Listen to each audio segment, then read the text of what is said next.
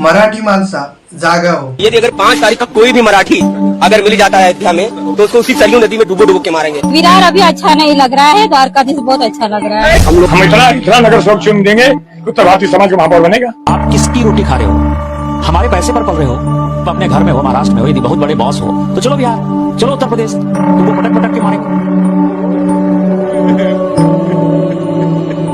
अगर आपके pass licence revolver है, आप शस्त्रधारी हो तो उत्तर भारतीय विकास सेना में आपका स्वागत। सबसे पहले हमारी ओल्ड बँक मजबूत करो।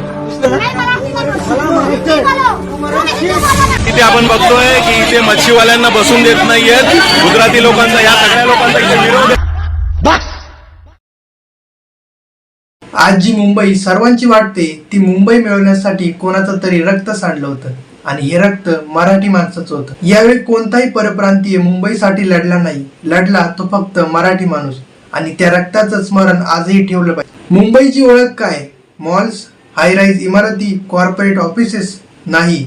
मुंबईची खरी ओळख आहे इथला कोळी माणूस, आगरी माणूस, मराठी कामगार माणूस। आज आपण गप्प बसलो तर मुंबईत मराठी माणसाचा आवाज कमी होत राहील। म्हणूनच 15 तारखेला मत देताना थोडा विचार करून मत द्या, कारण यावेळी चुकीच्या हातात सत्ता गेली तर येणारा काळ हा मराठी माणसाच्या विनाशाचा काळ असेल। धन्यवाद।